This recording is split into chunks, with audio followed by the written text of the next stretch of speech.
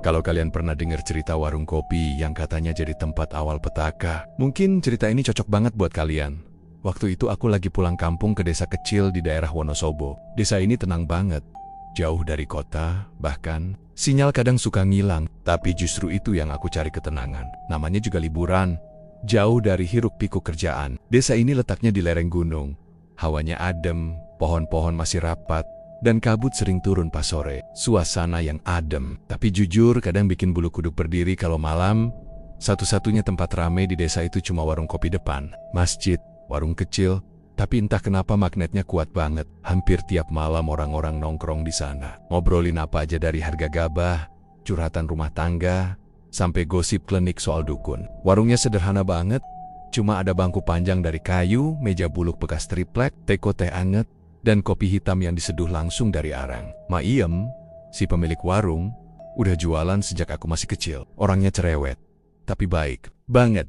Semua orang desa kenal dia.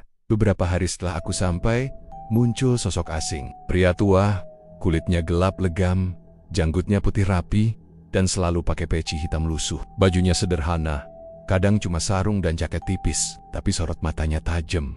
Kayak ngelihat sesuatu yang gak bisa dilihat orang biasa. Dia duduk di pojokan warung, deket lemari rokok. Selalu pesen kopi item, kadang nambah gorengan tempe, terus baca koran lusuh yang kayaknya udah bertahan-tahan umurnya. Gak pernah ngajak ngobrol siapa-siapa. Bahkan kalau ada yang nyeletuk di dekat dia cuma senyum tipis atau ngangguk doang.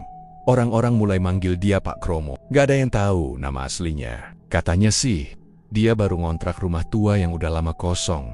Letaknya di pinggir sawah, agak jauh dari permukiman. Rumah itu dulunya pernah dihuni sama seorang dukun, tapi udah lama ditinggalin karena dibilang angker. Ada yang bilang sering dengar suara gamelan tengah malam dari dalam rumah itu. Tapi anehnya, sejak Pak Kromo tinggal di situ, suara-suara itu hilang.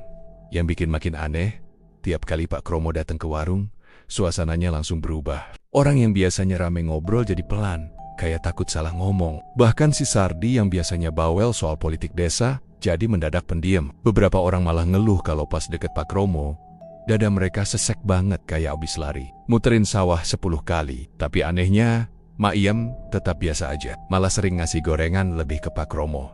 Katanya buat tamu jauh. Awalnya aku mikir semua itu cuma sugesti. Ya namanya juga orang kampung, apa-apa suka dibumbui. Tapi setelah 2 minggu di sana, aku mulai ngerasa ada yang ganjil. Malam itu, aku duduk di warung sendirian. Cuma ada aku dan Pak Kromo. Yang lain belum datang. Aku ngeliatin dia dari ujung mata. Dia lagi buka korannya seperti biasa. Tapi tiba-tiba dia nutup koran pelan, terus natap ke